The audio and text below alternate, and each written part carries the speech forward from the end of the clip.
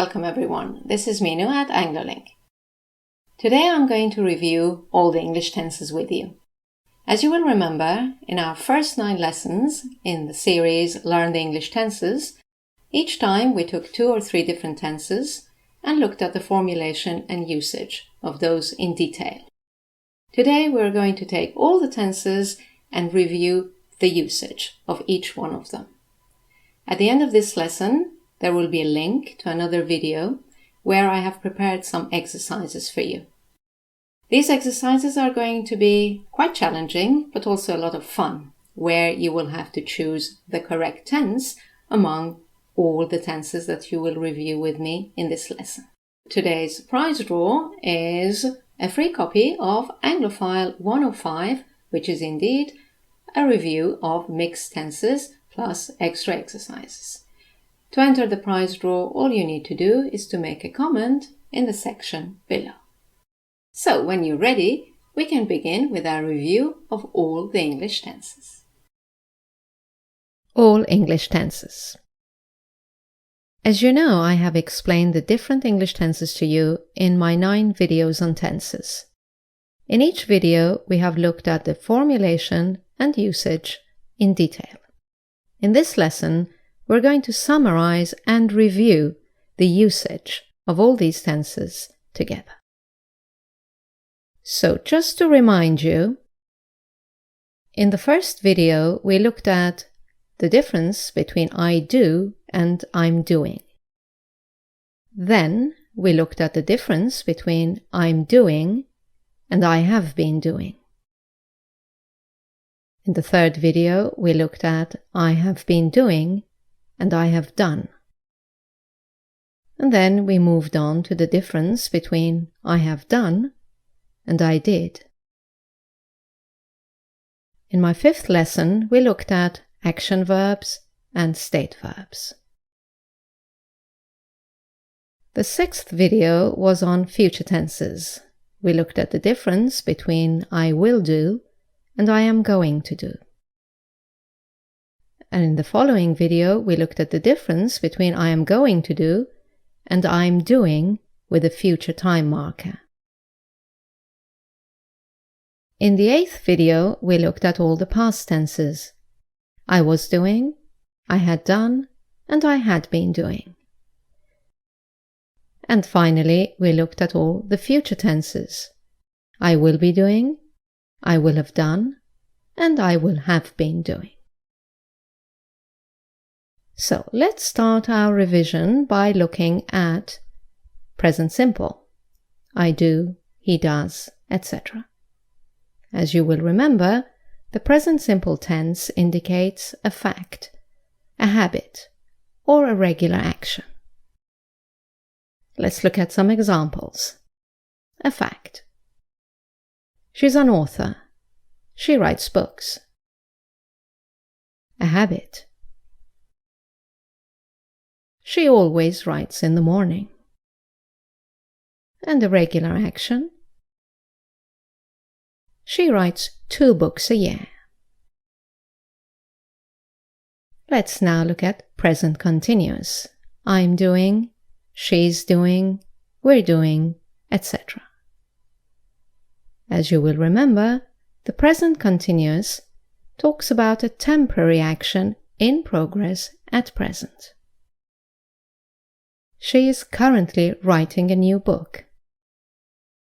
Let's look at the timeline. The action is happening now. Okay, moving on, the next tense we looked at was present perfect continuous. I've been doing, she's been doing, etc. As you will remember, this is about an action that has already started and is still going on. Let's look at the timeline and the example together. She has been writing books for over 20 years. You can also use the word since with this tense. For example, since she was 18. She has been writing books since she was 18. Okay, from present perfect continuous we moved on to present perfect. I have done, she has done, etc. Now you have to be careful with present perfect, whether you're using it with an action verb or a state verb. Let's look at the usage of the present perfect tense with an action verb. When you use this tense with an action verb like sit, go, come, dance, etc., it indicates a completed action, but there is no time specified in the past. The following expressions require this tense because they do not refer to a specific time in the past. They mean some time in the past until now. So far. Already. Not yet. Recently. Just.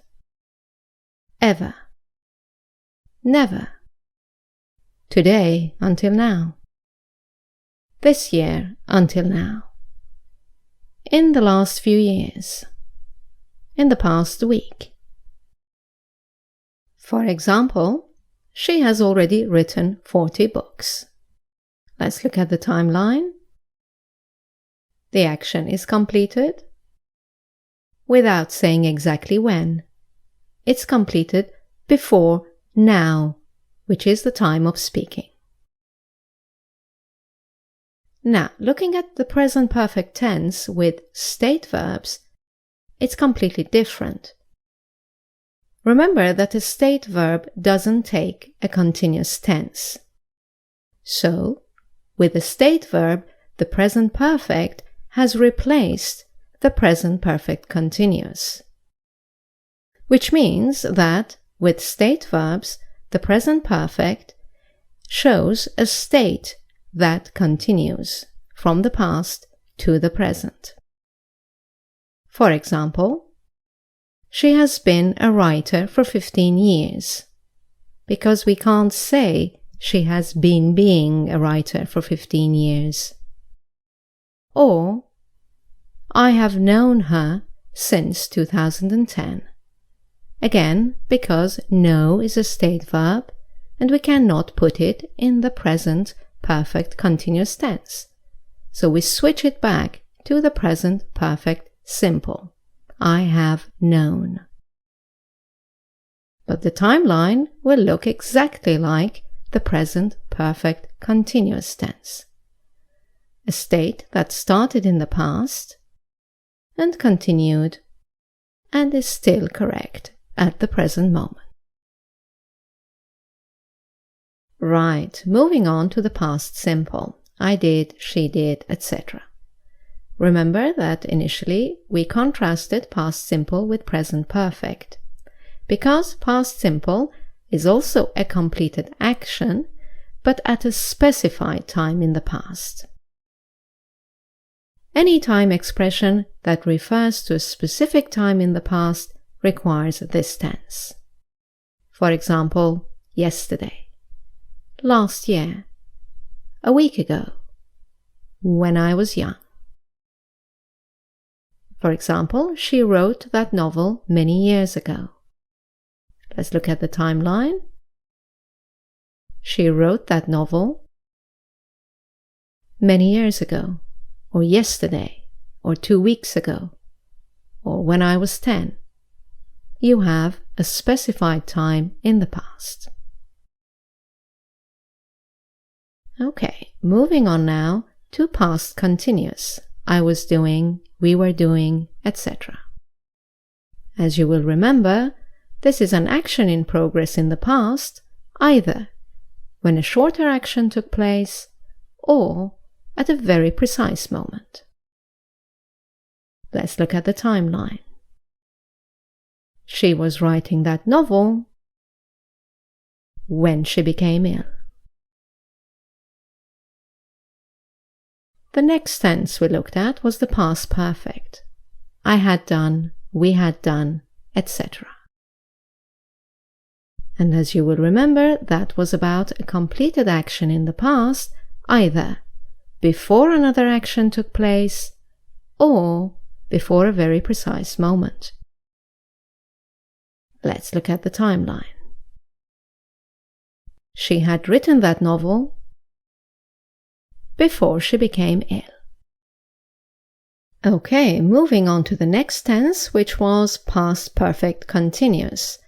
I had been doing, we had been doing, etc.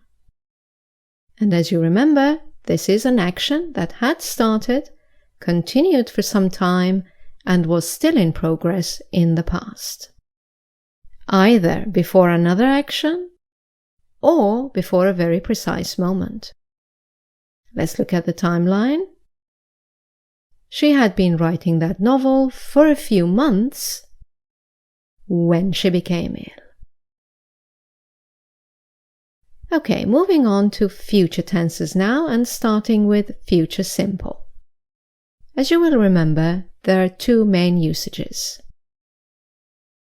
The first one is a decision at the time of speaking, and this is used mainly in dialogues, and it's best to use the contracted form. For example, someone says, Dan called earlier, he wants you to call him back. Reacting to this sentence, the listener will say, okay, I'll call him as soon as I can.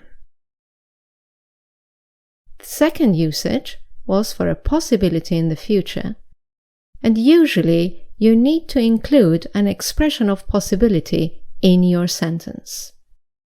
For example, I will probably call him this afternoon. From future simple, we moved on to the going to form. I'm going to do, she's going to do, etc. And as you will remember, there are also two usages. The first one is an action in the future that has already been planned by the speaker. For example, I'm going to call Dan after lunch. The speaker has already decided what he or she is going to do. This form is also used for something that is certain to happen in the near future. I know he's going to invite me out. The speaker is sure that this action is going to happen. Right, then we contrasted going to with present continuous with a future time marker. I am doing something tomorrow. She's doing something next week, etc. And as you will remember, this refers to a fixed arrangement for the future. For example, Dan has invited me out for dinner and I've accepted his invitation. We have a date. So you should say, I'm having dinner with Dan tonight. Okay, moving on to the next future tense. Future continuous. I will be doing, we will be doing, etc. As you will remember, there are also two usages for this tense. The main one refers to an action in progress at a specific time in the future. It's the equivalent of the present continuous tense or the past continuous tense. For example, will you be home at 9 o'clock tonight? Let's look at the timeline. No, I will be having dinner with Dan at that time. The second usage of the future continuous tense was replacing the going to form for the future or the be doing form for the future. For example, are you going to pay for the meal? Yes, I will be paying because he paid last time. In this example, the future continuous tense will be paying has replaced the going to pay. Which restaurant are you going to? We will be going to the Mexican restaurant. In this example, the future continuous will be going has replaced the present continuous for a future arrangement, are going. Right then, moving on to the next future tense, future perfect. I will have done, we will have done, etc. As you know, this refers to an action that will be completed in the future, either before a specific moment or before another action takes place. Let's look at the timeline. We will have left the restaurant by midnight.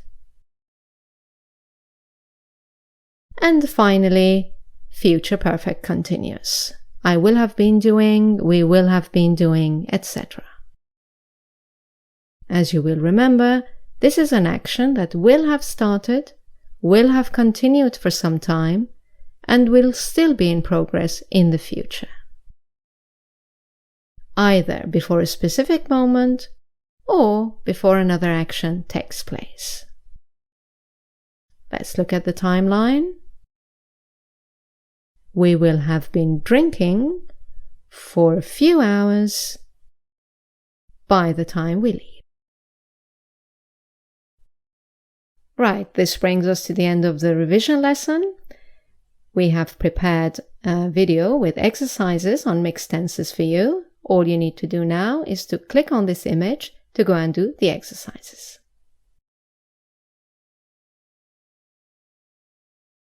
Thank you for watching. I look forward to seeing you in our next video. Bye now.